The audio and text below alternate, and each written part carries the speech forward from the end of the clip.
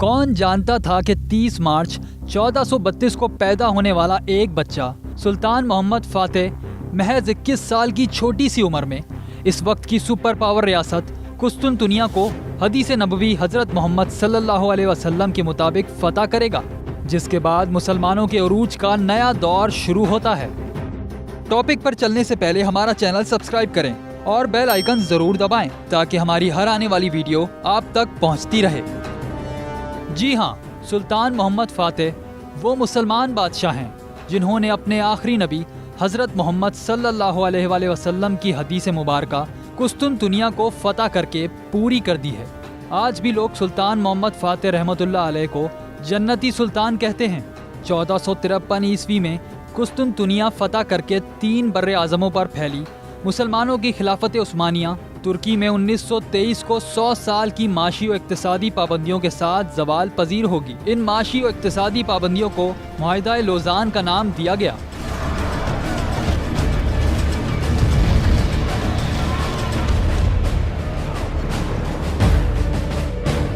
خلافت عثمانیہ کے دور میں ریاست میں رائج شرعی احکامات کو مسترد کر کے ترکی کو ایک سیکولر ریاست میں بدل دیا گیا۔ باسفورس ترکی کی سب سے بڑی اور اہم ترین بندرگاہ ہے جو یورپین ممالک کو ایشیائی ممالک سے بہت کم فاصلے پر جوڑتی ہے، مشہور زمانہ نہر سوئس کی طرح۔ 1923 میں اس کو 100 سال کے لیے عالمی برادری کی ملکیت قرار دے دیا گیا۔ ترکی کے قدرتی وسائل میں پیٹرول سر فہرست ہے، جس کی ڈرلنگ پر پابندی عائد کر دی گئی۔ یہ پابندیاں کسی بھی ملک یا ریاست کی معیشت برباد کرنے کے لیے کافی ہیں۔ اب سال 2023 آ چکا ہے اور ترکی اپنی ان 100 سالہ پابندیوں سے آزاد ہونے والا ہے۔ ان پابندیوں کے ختم ہو جانے کے بعد ترکی پہلے والا بیمار ترکی نہیں رہے گا۔ وہ لازماً بین الاقوامی سطح پر مسلمانوں کے خلاف ہونے والے ظلم و ستم کے خلاف بھرپور رد عمل دے کر عالمی برادری کو کڑی ٹکر دینے والا ہے۔ جناب رجب طیب اردگان اپنے ان عزائم کا کھلم کھلا اظہار بھی کر چکے ہیں، جس کی وجہ سے عالمی برادری پر شدید ترین گھبراہٹ طاری ہو چکی ہے، کیونکہ ترکی اور پاکستان دوست ہیں اور یہی 2 مسلمان ممالک ہیں جو عالمی برادری کے نیو ورلڈ آرڈر کے راستے کی رکاوٹ ہیں۔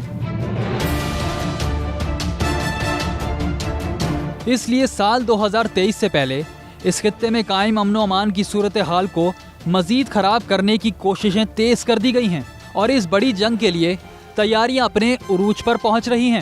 ترکی اتنا بڑا خطرہ نہیں ہے۔ کیوں؟ اس کی وجہ یہ ہے کہ ترک قوم کے پاس نہ تو پاک آرم فورسز کی جیسی نایاب ترین فوج ہے اور نہ ہی کوئی میزائل ڈیفنس سسٹم، جبکہ پاک ارض وطن پاکستان اور پاک افواج پاکستان غزوہ ہند کی مبارک احادیث مبارکہ کی بشارتیں لیے ہوئے ہیں۔